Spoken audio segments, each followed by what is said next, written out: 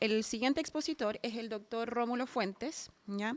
Que nos trae justamente un contexto o el contexto del desarrollo tecnológico en este campo y nos visita desde Santiago. El doctor Fuentes realizó sus estudios universitarios en bioquímica en la Universidad de Chile y se doctoró en ciencias biomédicas en la misma casa de estudios.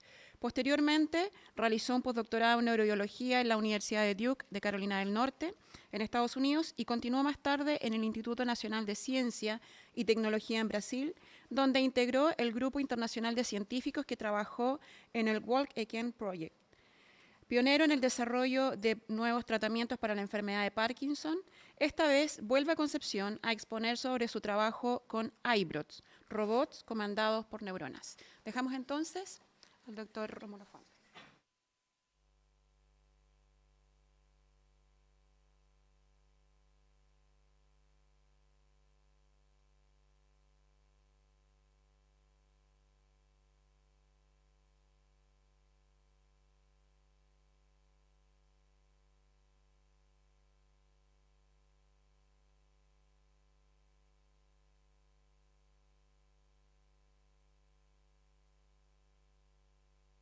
Yeah, technology never works. Okay, so and I'm going to. This is not much about technology. This is about really thinking and how we can understand the brain. This is how I try to do. I'm a biochemist, but in some point of my career, I decided behavior was very interesting as a phenomenon from life. So okay, I like life, but then behavior is very interesting. So you want to understand where behavior comes from, and that's why I started to learning or to research in neuroscience. And last time I was here, I made a question for you. Probably none of you were here, except for Human and Carola. And the question was, what is the brain for? Right? And the short answer, so we don't have to go too long in this one, is that the brain is an organ in terms of evolution, which is good for moving, right? Just to move your body. So for example, so if you see any living being with a brain, it's able to perform a lot of things, moving, motor actions. And if you look at other living beings that don't have brains, they don't move much. They do well, they do very well, but they don't have brains, they don't move. And so I can go on with other examples, but this is hardly the point. The point that is, I didn't told you the complete story. Okay, so okay, we have a brain to move, to control our body, and that's it in terms of evolution. But in order to move, it's very important that we have to have a sensory input. And this is also, I showed it this last time. But so we have the brain, we have the environment, which could be external, it could be internal, like we saw with Fernando. He showed glucose levels, right? Will control a circuit. So this is internal sensory input for us. So, and the brain has sensors, so it will sense something from the environment, and with that sensory input, it will actually create a motor output. And this motor output is not as simple, just any random movement, but it's actual behavior. So it's a set of actions that have some meaning, or at least they serve some purpose, as an observer can see it from outside. So the initial question, so what is the brain for? Okay, a brain is for moving, okay, but we need sensory input to move, actually. And a better question, because this question I made it because I work on motor system, right? So I like to say, oh, motor system is very important, so that's why I make this question. But the real question is, how does the brain work as a total thing, right? Okay, and a little bit more specific is, how does the brain generate behavior? So a set of motor actions that have some sense. And this is just to illustrate that behaviors can be very complex. They can be social behaviors, right? They can be whatever, relations between mother and son. They can be love. They can be aggressive. They can be playful. You have all kinds of behaviors, and we think them as complex things, right? Probably the most complex things. Yeah, very complicated. So, and people have tried through centuries to explain behaviors, right? From very old times. And this is not so old, right? And for those of you that are not familiar with this, this is phrenology. It's a pseudoscience, right? Around this time. So people who invented that say basically that by the lumps on your skull, right? They will touch your skull, and depending on the lumps, they will say whether if you were friendly or you were a cautious person or a firm person, etc. Okay? So this is an explanation to behavior, right? So this person behaved this way because he has a big lump here, so he has a good memory, right? And I'm bringing this because this is a thing that shapes the way we do science, actually. Okay, the ideas that goes around. So some people say that, for example, fMRI studies, okay, is a modern form of phrenology, which I'm not agree. I don't do fMRI. But if you look for this paper, for example, this is published in Science, right? So they say that the best next move on a game chess is somehow coded in specific parts of the brain, okay? So what they are saying is that basically there's some part of the brain that will account for you being a better or a bad game chess player, okay? And this is a way of thinking, okay? This is the way we try to understand the brain. Now, try to understand the brain just by, and one more thing. This notion comes from evidence, actually. So I'm not saying this is wrong, but this comes from evidence. So, and this is just two examples, and you maybe know them. This is Phineas Gage. He was a young worker, and he suffered this iron rod, right, stick right in his face, pretty much here, and damaged his left frontal lobe. And his personality changed a lot, right? He became, he lost his social abilities, and he lost his planning abilities, right? And now we talk about the prefrontal cortex as a place where the planification lives, right? And this is the same. This is another example of the same thing. So the patient HM, you maybe heard of him too. Pretty much all we know is about hippocampus, or the start of learning about hippocampus was because of him. He has an epilepsy located in the hippocampal region, so he suffered a double lesion, or clinical surgery, right, to lesion his hippocampus, and he lost the ability to form new episodic memories. So now we know that forming new memories forming new memories requires an intact hippocampus.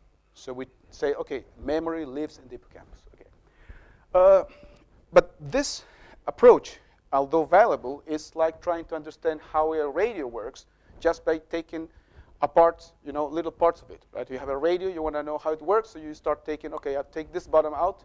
Oh, it's not working, though. This bottom is for whatever, transmission, I don't know. So, and what I'm going to talk today is another way to study the brain. So instead of going from complex to simple, we go from simple to complex. And people actually have been doing this, and this is just another way to do it. So it's not that new. So up to now, summary. So brain has an input, which is sensory, and a motor output, right? The question is, how does the brain generate behavior? How does this works, right? What is going on here? Because so prefrontal cortex has a function. Hippocampus also has some function, but they both have neurons. They're pretty much the same, okay? They have some difference, but they are all neurons. They receive input, and they give outputs. So no big difference. So why are they have different functions? Okay, and this is the answer we gave. The answer is, okay, we assign functions to brain parts. And this is complex, right? This is like this cartoon here. This is a Rube Goldberg machine, okay? And this is a machine that does complicated things for simple outputs, okay? And we try to do this with the brain, right? This machine here, what it does, when this guy here takes the spoon and drinks a little bit of soup, he will pull this rope here, and this will activate a complete mechanism that at the end will cut this rope here, and this napkin will wipe his mouth, okay? But we want to simplify our lives, okay? We don't want to make it more complicated. a few years ago, this guy here, Valentino Breitenberg, he wrote this book. It's called Breitenberg Vehicles. And I'm going to stop here a little bit because it's the fundamental part of the talk, actually. So this is a thought exercise. He was a psychologist and an engineer, I think, too. So he proposed an exercise of thinking, and he proposed the following. He said, OK, let's have a sensor. Here's the sensor. And this sensor can be activated by light or infrared or heat, gravity, whatever you want. For this purpose, it will be light only. And let's have a motor. So it can be wheels, can be your legs, can be anything that is moving. You know, will make you locomote. And let's now join the sensor to the motor, like this way. And let's build a function that will define whenever the sensor is having more input, it will drive the motor faster. So here's the sensor, here's the motor, and this is the relationship between the two. Okay, so I activate the sensor, the motor goes faster. We can do the opposite. We can rather have the sensor going up, right, more activated, but this will actually decrease the speed of the motor. Okay, very simple. And then let's put any of those, this one, for example, in a support, and let's put some light. And what happened? The sensor or our robot goes to the light accelerating. Not impressive, right? At all. Okay, so what? Let's put two of those together, okay? So now we glue two of those little robots, and now we put them, here's the source of light, so here's a little bit more dark, and this is darkness. So now these robots start moving towards the light, start accelerating, but in the real world, there's no perfect symmetry, right? So in some point here, one of the two sensors will be slightly faster than the other. So what will happen? This robot will turn. And when it's turned, the symmetry is already dominating, so he will just start going away, deaccelerating, right? And probably if there's another source of light, he will go there and he will just start moving. And you will look at him and you will say, oh, this is a smart robot, right? He has behavior, you know? He behaves accordingly to the environment. And I will show you, I think, okay. Just click. There. Okay. And when Breitenberg wrote this book, there was no Arduino cards yet and nothing like this. But people now are building those. Let's see if I can. So you can write a little code on a robot with an Arduino board. And this, for example, has a different set of rules, right? Whenever this light, stop the motor, right? So if you see that, you think this is a cockroach, right? And a smart cockroach, it will stop, it freeze when there's darkness. And it moves when, it freezes when it's light, you know? It doesn't want to be seen, right? But it's a very dumb robot. It's just like the other one I showed you. So people had come up actually with the original idea was this exercise of making simple rules and simple combinations have different behaviors. So this is the behavior you already know, just avoiding the light. But if you cross the connections here, the symmetry is gone, and what will actually happen, this guy will accelerate towards the light and will crash onto it, okay? Just by switching the sides. If you now impose a negative correlation between the sensor and the motor, you will have an avoidance behavior just like this one, right? But this is different sign, you know, crossed and negative correlation. So this guy will just come close here and then just go looking for another source of light. And also, you can just put them straight again.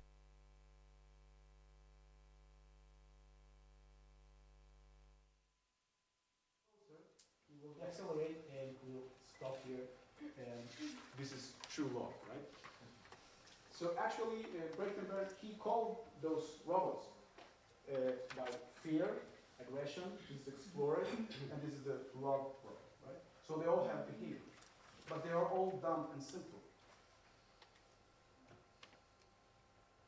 And just I will show you 3 of those robots with different rules, very simple rules again, and they behave, right? So if you put them together, you just multiply. This one is chasing this guy, this one exploring, and if you're an external observer and you don't know what are the rules that have this robot, you will start, thinking about complicated theories, like consciousness, to explain what is going on here, right? But the fact is, these are very simple rules. It is weird, but this is dancing, right? So just put a few rules together in a proper way, and you have a lot of complex things going on. So the message of this book is that complex behavior, or relatively complex behavior, can origin from simple rules. Rules like what happens when I put a cannabinoid ligand, right? That's kind of rule. That's the kind of rule. Okay? But we want to know what happened when you do that on the network. Okay? So we want to know the rules. And the brain is very complex, has a lot of sensors, has a lot of actuators. So it's super complicated to study. But then you can replace a brain by a few neurons, a neural culture, and you can provide a sensory input by simply give electrical stimulation to a few neurons of this culture, which is driven by a sensor. Okay? And you can provide this neural culture a motor output just by recording the firing rate of the neurons and put this firing rate to drive a motor. Okay? So in more graphical terms, this is equivalent just to, we have our brake implement vehicle, we remove those connections, and we replace those connections now with a neural culture. And now the sensor feels something, it will stimulate the neurons here, it will stimulate the neurons here, and something will happen here, and we want to know what's going on here, right? And then this will have some sort of output. People have been doing this for 20 years, so it's not simple to do. It's from a technological point of view, it's quite challenging, so that's why I guess there's no more studies like those. But you can actually buy those now. This is the first attempt in the early 80s, right? So this is a multi-electrode array container, you can call it. So you actually will grow your neurons here, and this surface has little electrodes, and each dot here is an electrode, and you can basically now record the neurons that are growing over here, just as in any culture. So this is the model version that you can buy in Germany. Actually, it's not expensive, and then you simply now have to connect all these connectors to your acquisition system, or you can also connect your stimulator to these things. So you can choose from which contact to record, and you can choose from which contact to stimulate. Okay, and I'm going to show you one of those, probably the most successful study of this. This is just the whole thing. We don't need to go through it. Here is the neural culture. So basically, you want to record firing rates of the neurons. You will amplify it, digitalize it, okay? And then you have to decode it. And this is tricky because in this decoding, you're already imposing rules. Okay, you're creating your own rules. But the trick is that you know the rule. So this is good. Okay, I know the rule that I put in here. And this rule goes to the wheel, and the wheel is on the robot, and the robot has sensors, proximity sensors. Okay, and distance sensors. And this sensor then will feel, how far or close is any obstacle. You will code this, and this will go back to stimulate the neural culture. Okay, so now we are this disembodied brain, or part of the brain here, now has a body, has sensors and has effectors, so it can become intelligent. I hope.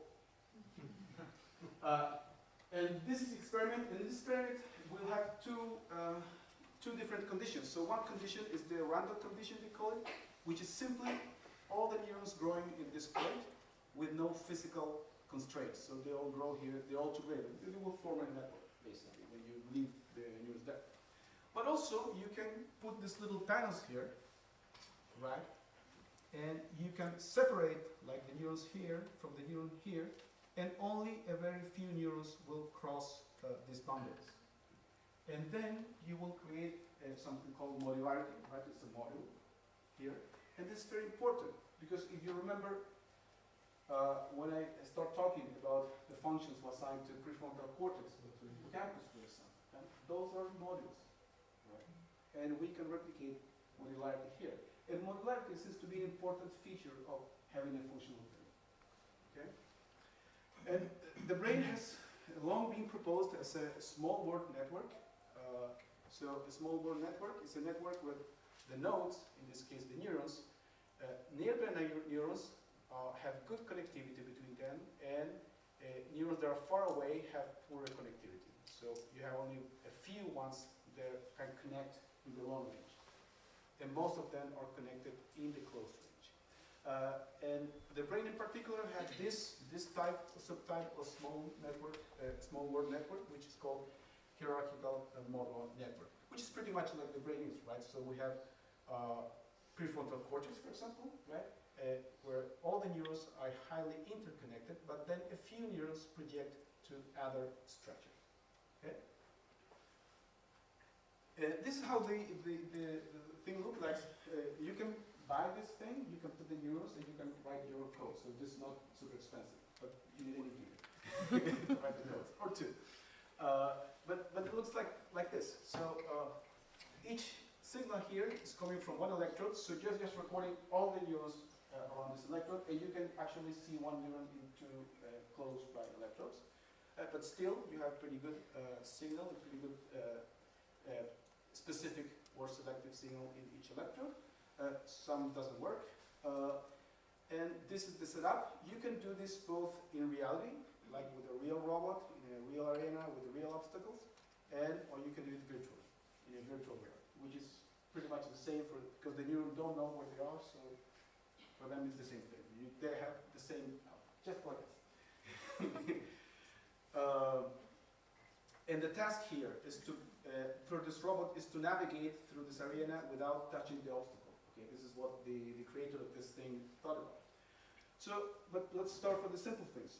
The most simple is just grow the neurons, have the culture reach a maturity, and when that happens, you can actually record in time. And here, each line is a channel, okay? And these dots here, or lines actually, vertical lines, they are the spikes, the actual spikes from that channel. So in this network, without any input and without any output, just behave very warmly. It's like a sleeping brain, right? It's just every 10 seconds it will discharge, right? It will be silent and it will discharge very, very precisely. Okay? So this is no good for anything, right? There's no information here. There's nothing here. You can do much with this. But in the modular culture, you have a much activity that is much similar to what happened in real brains, right? You have this synchrony still is there, right? But you have other spiking in other periods, right? And this is much more similar to a real brain. Okay, so this is good. Next thing to do is to select now what electrodes I'm going to use to stimulate and what electrodes I want to use to read as a readout for my wheels.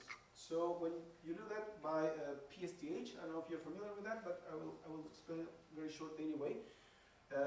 This is being peristimulus time histogram. So what you do is that you give to electrode here a single pulse of electrical stimulation, right? One pulse. And you do it many times. And at the same time you record. So for example here. So for example, I do stimulation here and I record here. Okay? And when I record here, I do it many times. So I have the spikes coming from that channel. This is the second time stimulated and so on. And then I simply average across all the trials. Because the trials, they're not exactly all the same, right? So when I do this averaging, I will wipe out the noise and I will keep what is real, what happens every time I do the pulsing. And when I do this, I get this nice profile here, which is telling me that 300 milliseconds afterwards, something is happening, right? This is the maximum, the peak of activity.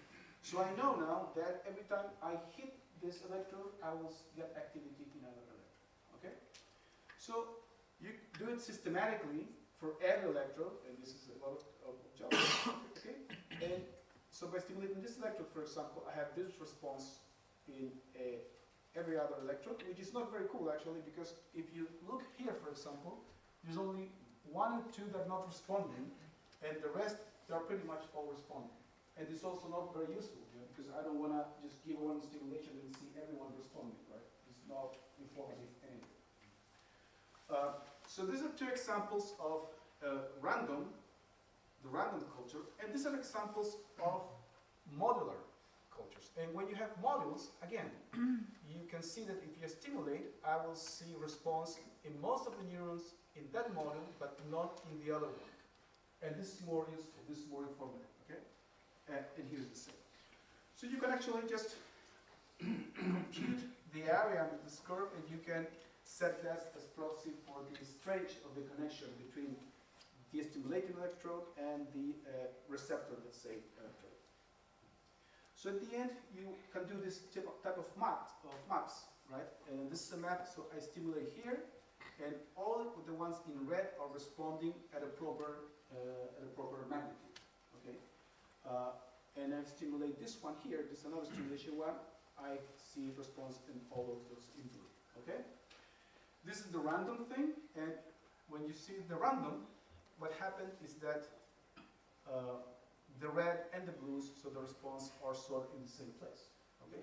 But when I do the modular one, I can actually sort of isolate the response. So if I stimulate here, I see the response only in this module, and I stimulate here, I see the response only in this module. So, and this is more informative, and this is easier actually to work with. Okay, so this guy now, they recorded this for almost 20 minutes, and here you see for the left side and for the right side the signal in every stage bit. So this is the sensor reading. So the closer to 1, it means something is very close. The lower, something or whatever it is far away. Okay? So this, for example, here is approaching something. So when this is approaching something, it will turn to a stimulation rate. So I take this number here and just apply a function that is proportional, basically. So whenever this approach to an obstacle, this will stimulate faster to my neurons that I selected already. Faster stimulations the network will do something that I don't know what it is, that's what I don't want to know, but it will actually improve the firing rate, because this is more or less how it's built it. And I now transform my firing rate by this here, which is simply a very simple equation that will just follow, the wheel speed will follow the firing rate, okay? Just like our braking vehicle at the beginning of the talk, okay? So this is a braking vehicle, basically. And this is for the right sensor. So now, let's see how it works.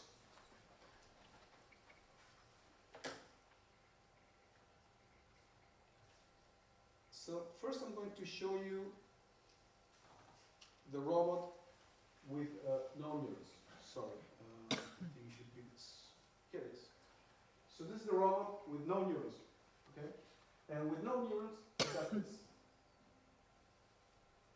So it will eventually move. Okay, here it is. But it's straight line, right? Okay. This movement here, this is a trick. This is cheating actually. Okay, so every time there's a collision, this program, the robot will go back a little bit. So it has again an open space to go. Okay. This is the same robot, but now it has a culture loop, but the loop is not closed. It means the sensory input is not happening. It's happening, but I'm not connecting the stimulation to the neurons, right? So now it's only reading the neurons in culture and is driving the wheels with that. But there's no actual sensory input to these neurons, okay? So you see it's something it's reading, okay, and it's doing something. but it's not cool, okay? You see it. So now let's go to the last one, where they actually, now we close the loop and we start using the sensor to stimulate the neurons in the network, okay? And this is how it is. This is much faster than it happens in real, it's not real time, it's like 40 times faster. But now you see that the guy actually is pretty good, and when it's colliding, it will just find its way, even here, which is very difficult, it will find its way again and just navigate a lot, okay? And this is just a bunch of neurons, hippocampal neurons from grown in a fish. Mouse hippocampal neurons. Mouse. Rats don't work. No, I don't know. Okay, so and that's pretty much. So the message here, we are doing this currently now in University of Chile. This guy here, Rodrigo Vergara, he came up with this idea. So he assembled a team and some labs. So we provide him basically with I provide him with the recording expertise. But he also repeated labs who do the culture, etc. And this all the people that is working. This is Rodrigo, Pablo, Carolina is from my lab actually. Cristóbal is also from my lab. This is Alejandro, he's the neuro guy, and Ismael is also he's an engineer. He's a neurogeneticist. And Rodrigo. So what they are doing basically is that they have grown the neurons in a culture. They created a virtual space for them to live and to be stimulated and to do stuff. And the point now is that we are not going only to like do the recording and see how it behaves, but also try to look more at molecular level what is going on. And for example, what happens if you put some ethanol or whatever you want there. Because the whole point is here is that these simple rules that you actually study them every day, when you put two or more neurons together, they generate something else, right? And you need a sensory input, the motor output, to complete the loop and see how it works. So I think I'm done. So I'll be happy to answer any question that you might have.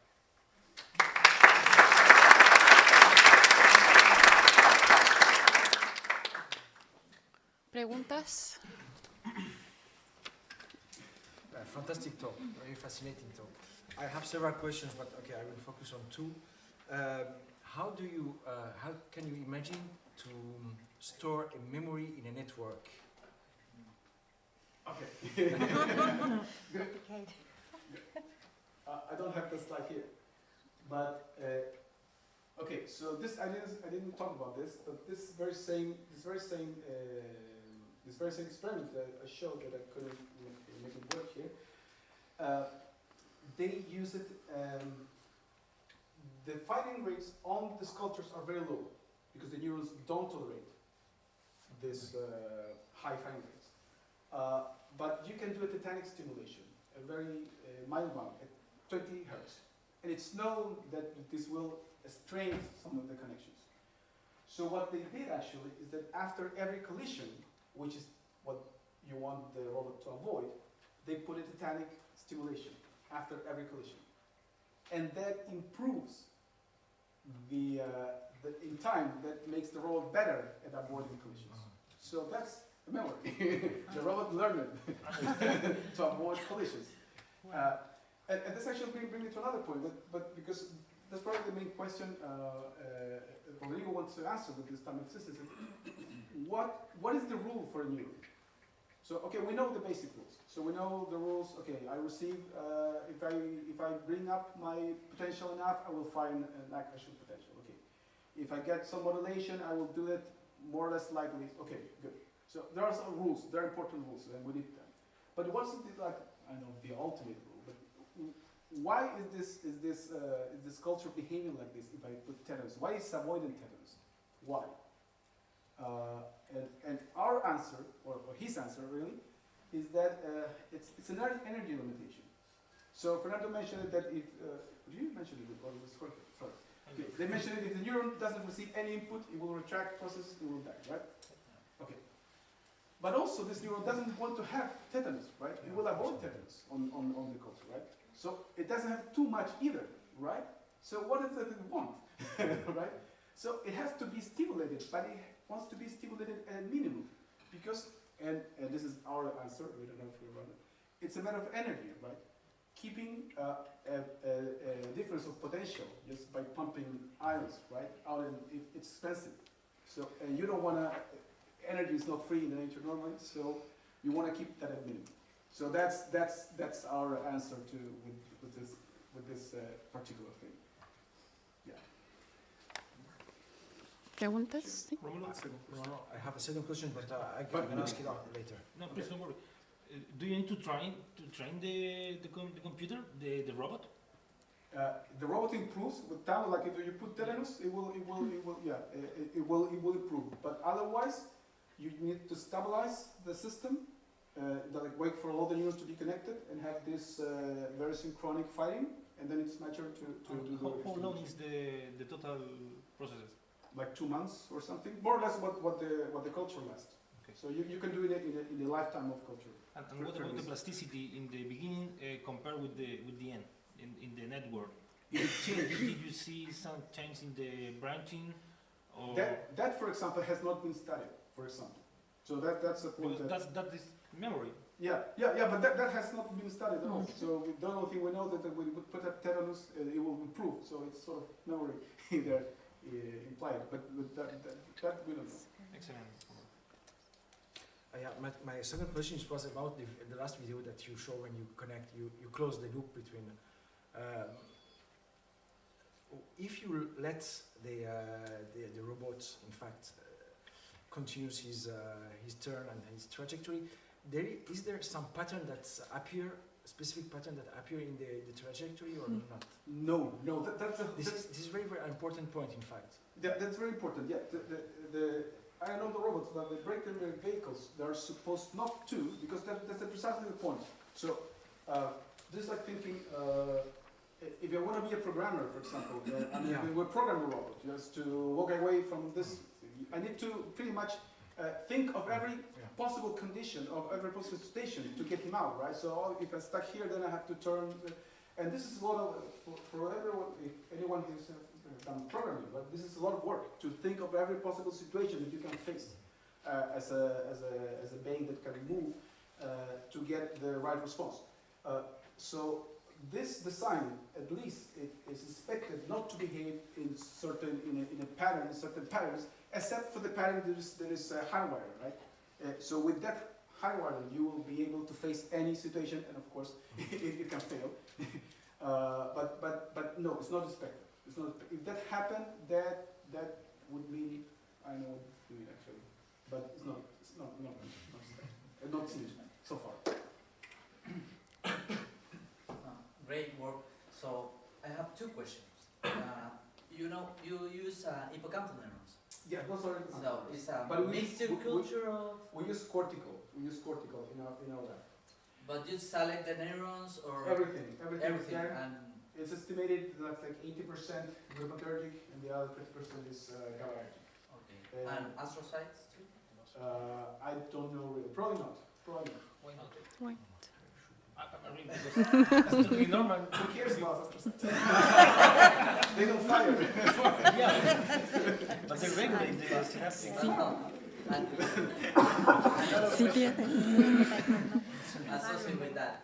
So okay, you have a mix of glutamatergic or excitatory and inhibitory neurons. So you can measure, because not all the cells are connected together, right? No. But you can measure, for example, how the resistance is from one electrode to another. So you need more increase your stimuli because probably it's connect, but you need is a high resistant connection. So if you know. Yeah. This is actually here. So this is here, for example. So this is the stimulation of 47, which is here, and this is simply the the area under the PSTH. So this is strange actually of the functional connection between those two electrodes because there are many neurons there. And what you want actually is that you want, for example, for the red ones, you want to get out of the middle line. So stimulation in electrode 47 is stronger than stimulation 26 for the same electrode, right? So here you have a value of 6, and this is like 4. So they are connected together, but you need more an input, bigger input to see the response. The input here is fixed, is always the same input. So I see the response. The magnitude of the response is my proxy of how well connected they are now. And I want those that are really well connected or really strong response so I can make a difference when I do the reading. More questions? No? Ah, Miguel. Tengo una pregunta, ¿la puedo hacer en español? ¿Tú me puedes responder en inglés? Me gustó mucho el trabajo, me pareció interesante y veo que apunta en parte a demostrar que un comportamiento complejo puede ser entendido en órdenes simples. Más o menos por ahí. ¿Ustedes con lo que están investigando, lo que están demostrando, apuntan a algún tipo de aplicación o abren algún tipo de campo en donde esto pueda tener alguna aplicación más llevada a algunas patologías o a entender de mejor forma la vida diaria? So the question is there any application for this? Sí. The short answer is no. Except for knowledge, except for learning. But actually, although I wasn't prepared, I want to show you something. Do I have time? Yeah. There's another area. This is called like I don't remember the name of it. It has many names. Disembodied neurophysiology, we call it, I think. But there's another area which is the brain-machine interfaces. Which actually is the same thing, just to put the electrode in a living brain. And I hope this works. So people, for example, with a lesion in their spinal cord, they cannot move. And there's no any cure to that. But you can actually record this person. For example, this is the temporal lobe here. You can record it the same way you record the neurons, and you can see actually the spiking. So people can control these neurons on will. So this guy, for example, you can say fire, and you will see his neuron fire. You will shut down, and he will shut down his neuron. And you can correlate this activity with movements. So normally what people ask is just to imagine you're moving your hand or imagine you're moving this cursor, and you get this firing rate, these patterns, and you put them into a machine or into a robot or whatever you want. And that's pretty much the same as the show. It's a closed sensor loop. The loop is closed because the person is watching, right? So we'll show you now this person actually controlling a cursor in a there it is. So here's the person, and so he's controlling this arm. Well, actually, he's controlling this. Yeah, the robot is fancy things. He has to chase this target, right, with his neurons. There are motor neurons. There are high hierarchy motor neurons, but this is an application of this. So, and we don't know the rules of this either, right? So what we simply do, we just simply ask the person to do something. We see how this pattern is, and then we say to the computer, okay, this pattern means move up, and it moves up. Okay, and it's not super good, you see, but I mean this is like the main application I could think about. So using this machine, you can find the patterns to understand what the machine is doing. No. It's very simple. So you asked for so normally the first experiment is a monkey moving a cursor on a screen. So he would move, and he has to do something, chase like a target, go to a target. So when the monkey moves the cursor upwards, for example, you see how the specific neuron, you have set neurons recorded, you see how the neuron responds. And then you know that this neuron is the upper neuron. Normally you use all the neurons because they all contribute to some kind of information. And you do that for every single movement, every single direction. And then you have all the set. And then you just now read the neurons and you give it to the computer, and the computer is guessing. So you look at the activity and you have to guess where the monkey or the human is moving the arm or the cursor. And you put that information now, that guess, the result of the guess, you put it into a machine that does whatever it does. And it has visual feedback. So the sense, the loop has to be closed. So it has visual, and the guys, they get really good, or more or less good with that. ¿Puedo preguntar en español igual? ¿Me responden? Sé que, bueno, desde tu perspectiva, que yo en realidad en esto no conozco mucho, si han pensado en aplicar ciertos modelos matemáticos como la inferencia bayesiana para el almacenamiento de memoria, por así decirlo, y generar aprendizaje a través de predicciones. Yes. So the question is that if people have been using Bayesian inference to model these things, right? They've been using all kind of mathematical models. These particular ones, the brain-machine interfaces, they use Kalmar filters to do this, not Bayesian interface. But yeah, people have been thinking pretty much everything that exists has been applied in some papers. Ya, agradecemos entonces al doctor Rómulo Fuentes